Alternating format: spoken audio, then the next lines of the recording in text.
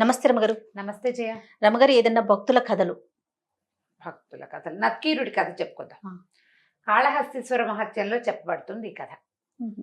అయితే పూర్వం ఒక చెరువు గట్టు మీదకి ఒక కుష్టు వ్యాధిగ్రస్తుడు నడిచొస్తున్నాడు. కానీ కాళ్ళు చేతులు పాపం లేవు, కొంచెం బాగా తినేసి ముక్కు దగ్గర అక్కడ కూడా తినేసింది. కుష్టు అంటే లెప్రసీ వచ్చిన వాళ్ళు వైద్యాలు లేవు చేయ పాపం పాతకాలంలో.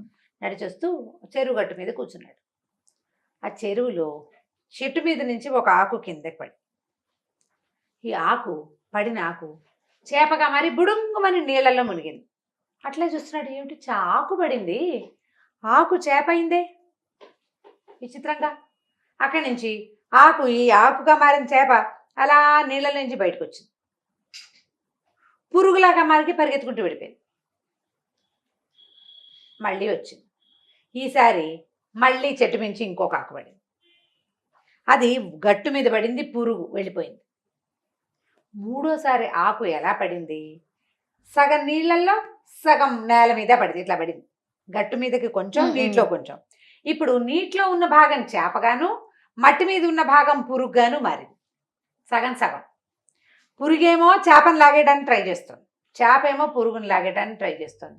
అలాంటిది ఏదైనా కనపడుతుంది అనుకో, మనం సర్వం మర్చిపోయి అట్లా దానికేసి చూస్తూ ఉంటాం. వంగి దాంట్లో చూస్తూ ఉంటే ఈ పురుగు చేప రెండు ఒకదానొకటి పీక్కుంటూ సడన్గా ఒక పెద్ద జడల భూతం లాంటి ఒక రాక్షసుడిలాగా అయిపోయింది. తన కేసు చూస్తే గాని వాడు పట్టుకోలేడు మనుషుల్ని. చూసేందుకు ఈ ప్రక్రియ చేశాడనమాట. ఈ కుష్టు వ్యాధిగ్రస్తుని కావలించుకుని తీసుకుని ఎగిరిపోయాడు. అక్కడి నుంచి తీసుకెళ్ళి ఏం చేశాడు, ఒక గుహ దగ్గరికి తీసుకెళ్ళాడు. ఆ గుహలో గోలుమని మాటలు వినబట్టే 300 మంది ఉన్నారు. ఈ మనిషిని కూడా, ఈ కుష్టు వ్యాధి వాడిని కూడా తీసి ఆ గుహలోకి విసిరేశాడు. స్నానం చేసి వస్తాను అని ఒక అనౌన్స్మెంట్ ఇచ్చాడు. దబా నడిచి వెళ్ళిపోయాడు. ఈ మనిషిని చూసేసరికి, కుష్టు వ్యాధిగ్రస్తుని చూసేసరికి అక్కడ ఉన్న వాళ్ళంతా పొలోమని ఏడ్చారు. ఎక్కడ దొరికావురా నాయన, నువ్వు వచ్చి మమ్మల్ని చంపేశావు, నీ వల్ల చచ్చాం మేము, రాక్షసుడు వస్తాడు స్నానం చేసి తినేస్తాడన్నారు. అనేసరికి ఈ కుష్టు వ్యాధిగ్రస్తుడు అన్నాడు, అదేమిటి మరి మీరు ఇంతమంది ఉన్నారు, మిమ్మల్ని ఇంతకుముందు తినలేదా అంటే, తినడు, వీడికి 100 మంది దొంతుగా పెట్టి తింటాడు వాడు. 100 ఉంటే కానీ తిండు. ఒకళ్ళని తెచ్చి పూలు చేస్తాడు. 100వ వాడు రాక చాలా రోజులైంది, ఎవడు రాలేదు అమ్మాయి అనుకుంటున్నాం. 100వ వాడు రాగానే మేమంతా చచ్చిపోతాం, నువ్వు వచ్చావు మేము చచ్చాం అనేసి అందరూ ఏడవటం మొదలుపెట్టారు. ఈశ్వర పరమేశ్వర అని ప్రార్థనలు రకరకాలుగా గోలగోలుగా ప్రార్థిస్తున్నారు. సరే ఇతను అన్నాడు, ప్రార్థిస్తే వస్తాడా ఈశ్వరుడు అంటే, ప్రార్థించు, నువ్వు కూడా ప్రార్థించు అంటే, ఈయన చక్కగా గొంతెత్తి శ్లోకాలు చదువుతుంటే అందరు మానేశారు. ఎవరు? ఈ కుష్టి వ్యాధి ఆయన. అందరు మానేసి విన్నారు. ఎంత చక్కటి కంఠం ఇది, ఎంత బాగున్నాయి నువ్వు చదివే శ్లోకాలు, ఇవి ఎక్కడివి, ఎవరు చెప్పారు నీకంటే? నేనే కట్టాను ఇప్పటికిప్పుడు అన్నాడు. అనేసరికి ఏమిటి శ్లోకం ఫామ్ చేయగలవా నువ్వు అంటే, కవిత్వం చెప్పగలవు, పరమేశ్వరుని పిలువు, ఇంత శ్రావ్యంగా ఇంత అద్భుతమైన కవిత్వంతో పిలిస్తే పరమేశ్వరుడు వస్తాడు, మనం ఈ రాక్షసు నుంచి తప్పించుకుందాం, పారిపోదాం అన్నారు. ఇతను అన్నాడు, పరమేశ్వరుడు రాడు నాయన, పరమేశ్వరుడి వల్లే నేను ఈ దశకు వచ్చాను, ఓ పని చేద్దాం, పరమేశ్వరుడి కుమారుణ్ణి పిలుద్దాం అని చెప్పి కుమారస్వామి మీద ఒక బ్రహ్మాండమైన స్తోత్రం పాడాడు. ఆ శ్లోకాలు మైమరిచిపోయారు ఈ 100 మంది, ఇక్కడ 99 మంది.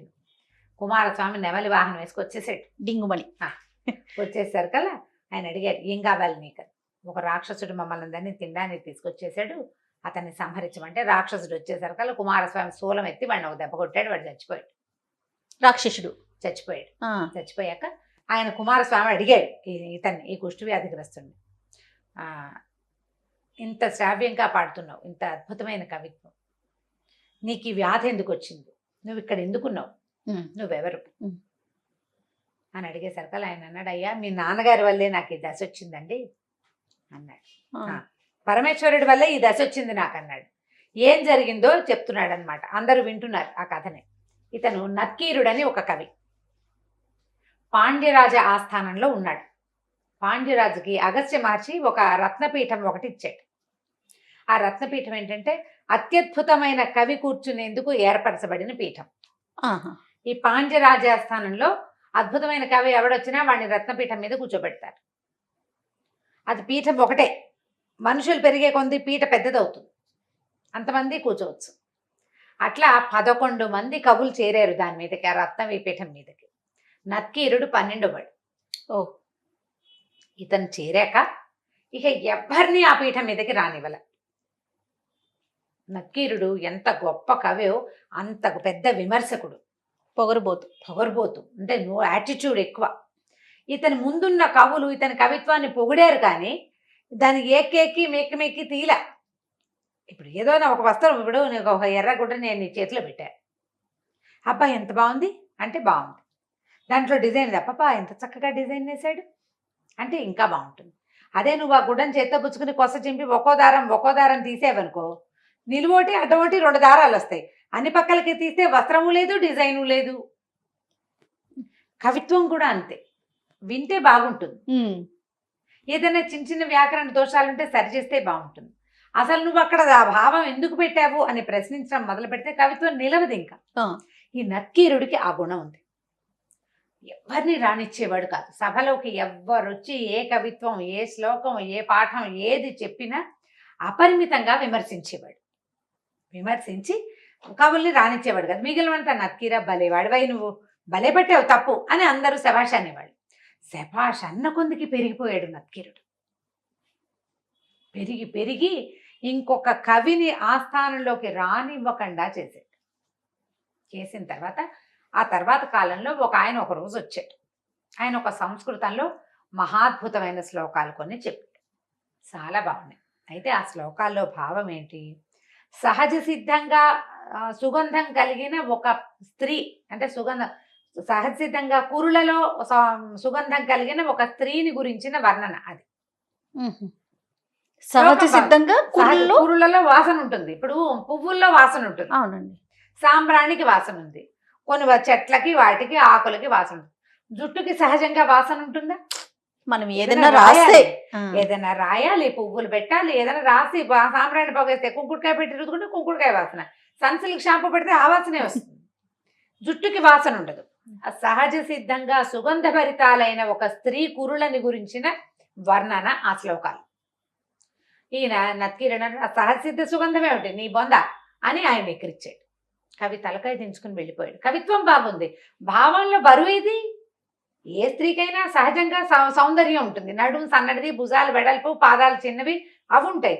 జుట్టుకు సుగంధం ఏమిటి, అసలు నీ భావమే దిక్కుమాల భావం అన్నాడు. వెళ్ళిపోయాడు.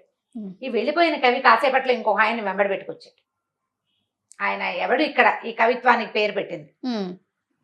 సహజ సిద్ధంగా సుగంధం ఉన్న కురులున్న స్త్రీ నాకు తెలుసు, నా భార్య ఆమె. నేను రాసి ఇచ్చాను ఈ కవిత్వం ఇతనికి, ఇతను నా భక్తుడు, నేను రాసిచ్చాను.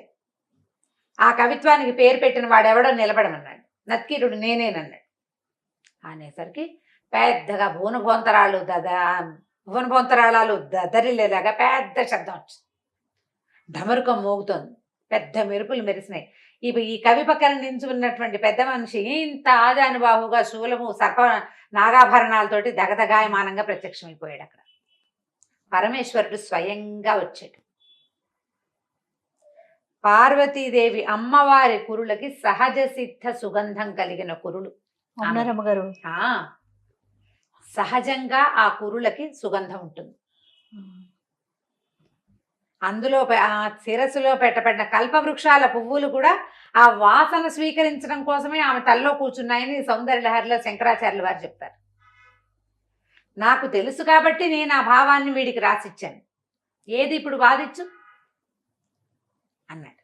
అనేసరికల్లా ఇతనేమన్నాడు, నీకు తెలుసయ్యా, మాకేం తెలుసు, ఊరుకోలే. అప్పుడు కూడా నత్కీరుడు పరమేశ్వరుడు చెప్పినా కూడా ఊరుకోవాలి. పరమేశ్వరుడు ప్రత్యక్షమైతే సభలో ఉన్న వాళ్ళంతా ప్రణమిల్లిపోయి శంకర భవనాశన అని పద్యాలు శ్లోకాలు పాడేసి స్తోత్రాలు చేసి దండాలు పెట్టి పొరుదండాలు పెట్టేస్తున్నారు ఉన్న వాళ్ళంతా. అప్పుడు కూడా నత్కీరుడు దిగలేదు. దిక్కండా ఏమన్నాడంటే, నీకు తెలుసు, నీ భార్య తెలియదుగా, మాకు తెలియదు కదా. అంటే ఈయన ఏమన్నాడు అంటే, నీకు తెలియనిది లేదంటావా నువ్వు? నీకు తెలియకపోతే నీకు తెలియదని అర్థం, లేదని కాదుగా. నువ్వు భగవంతుడిని కంటితో చూడలేదు, లేడా? గాలిని నువ్వు కంటితో చూడవు, లేదా? ఏది సుగంధం ముక్కుకు వస్తుంది, కంటికి వస్తుందా సుగంధం? లేదని చెప్పగలవా నువ్వు? ఇంత పొగరా నీకు, కుష్టు వ్యాధిగ్రస్తుడు అయిపో నువ్వు అని పరమేశ్వరుడు శపించాడు నత్కీరుడు. సాక్షాత్తు నేనొచ్చి అమ్మవారి కురులు సుగంధ భరితాలని నేను చెప్తుంటే తలదించి ఒప్పుకోకుండా నీ భావం కరెక్ట్ అని నువ్వు ముందు వచ్చిన కవిని నువ్వు కట్ చేసింది కరెక్టేనని నువ్వు వాదిస్తావా? కుష్ఠవ్యాధి గ్రస్తుడి వైపు నీ బుద్ధికి పట్టింది కుష్టు, అది నీ శరీరానికి వస్తుంది. బుద్ధిని వాడటంలా నువ్వు తర్కాన్నే వాడుతున్నావు. ఎప్పుడు తర్కమే ఎలా కుదురుతుంది? లాజికే ప్రతిసారి కుదరదు కదా. లాజిక్కి అందనివి కొన్ని లక్షలు ఉన్నాయి విషయాలు, తర్కానికి అందని విషయాలు చాలా ఉన్నాయి. తర్కానికి అందలేదు కాబట్టి, అదే ఇప్పుడు నేను చూడలేదు కాబట్టి నువ్వు లేదంటాం కుదరదు కదా. దాంతో కుష్ఠవ్యాధిగ్రస్తుడు అయిపోయాడు నత్కీరుడు. కాళ్ళు పట్టుకున్నాడు, నన్ను రక్షించు, నన్ను కాపాడమని. కైలాస దర్శనం చేస్తేనే నీ కుష్ఠవ్యాధి పోతుందని పరమేశ్వరుడు మాయమైపోయాడు. ఆయన తీసుకొచ్చిన కవికి అక్షర లక్షలు ఇచ్చారు ఆ శ్లోకాలకి. నత్కీరుడికి మాత్రం కుష్ఠు మిగిలిపోయింది. కైలాస దర్శనం చేయటం కోసం తిరుగుతున్నాడు ఆయన. అప్పుడు ఈ రాక్షసుడికి దొరికాడు. ఓహోహో అని కుమారస్వామిని అడిగాడు, కైలాస దర్శనం చేయించు తండ్రి నాకు అని. తీసుకెళ్ళమని కుమారస్వామి అన్నాడు, తండ్రి శపించినవన్నీ నిన్ను తీసుకుని నేను కైలాసానికి తీసుకెళ్ళలేను. అయితే ఒక పని చేస్తా, భూలోకంలో దక్షిణ కైలాసం అనే ఒక ప్రాంతం ఉంది. ఆ ప్రాంతంలో ఉన్న కొండని కైలాస పర్వతం అంటారు. శ్రీకాళహస్తి క్షేత్రంలో దింపుతాను నిన్నని చెప్తే, అప్పుడు ఈ కుమారస్వామి ఈ నత్కీరుణ్ణి కాళహస్తి క్షేత్రానికి తీసుకెళ్లి వదిలిపెట్టాడు. ఆయన అక్కడున్న సువర్ణముఖి నదిలో స్నానం చేసి ఆ కైలాస పర్వతాన్ని దర్శనం చేశాక కుష్ఠు వ్యాధి పోయింది.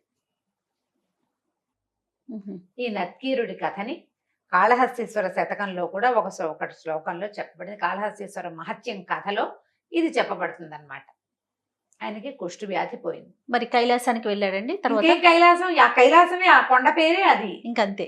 ఆ కైలాసం చేస్తే దక్షిణ కైలాసం, భూలోకంలో ఉన్న కైలాసం అని పేరు.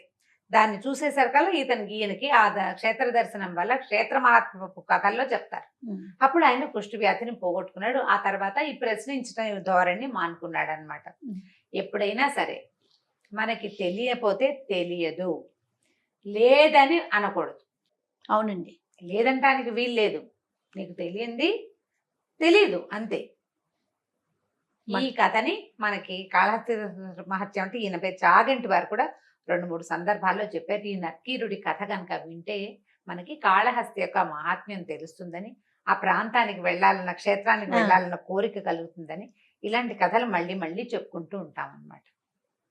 మంచి, అంటే ఆలోచించదగ్గ ఒక విషయం కూడా ఉంది కదా రమ్మగారు. భక్తి కథతో పాటు ఆలోచించదగిన విషయం ఇది. చాలా మంచి మాట అండి. తెలియకపోతే గుడ్డిగా వాదిస్తూ ఉంటారు, ఇది లేదు ఇది లేదు అని. నాకు తెలీదు అనే భావన కలగదు. అదే వచ్చింది తిప్పలు.